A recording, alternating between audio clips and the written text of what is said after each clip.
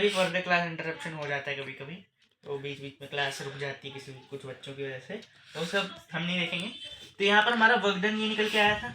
अब कहोगे यहाँ पे ये एम यू स्क्वायर क्या है, हमने तो हाफ एम बी स्क्वायर पढ़ा था। देखो यहाँ पर हमने एक इनिशियल वेलोसिटी दे रखी है, मान लो अगर इनिशियल वेलोसिटी हो गई 0, तो ये एम यू स्क्वायर वाला पूरा टर्म क्या हो जाएगा 0। तो यहाँ पे जो काइनेटिक एनर्जी का फॉर्मूला निकल के आएगा वो क्या आ जाएगा, half M B square. Definition आप याद कर लेना, नोट्स हम दे देंगे, ठीक है। तो ये यहाँ तक हो गया। अब आगे चलते हैं। पोटेंशियल एनर्जी हमने पढ़ ली, काइनेटिक एनर्जी हमने पढ़ ली, अब पावर पे चलते हैं। तो इसे मिटा लेते हैं।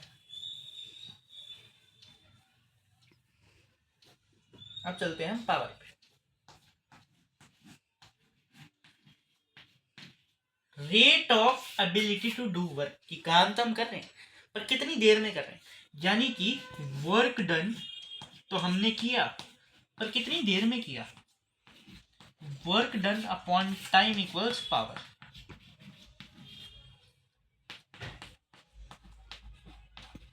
अब इसके ऐसा यूनिट निकालना में आता है, वर्क डन की जूल और टाइम नीचे है तो अपॉन सेकेंड।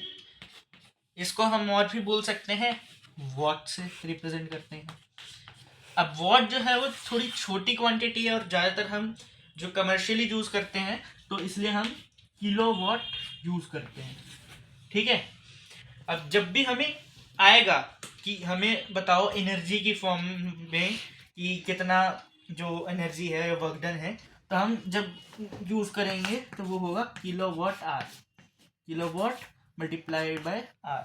अब 1 किलोवाट कितना होता है हमें पता है, 1000 वाट। ये तो हमने पढ़ लिया। अब क्वेश्चन हम अगली क्लास में करते हैं। आज के लिए इतना ही, थैंक यू।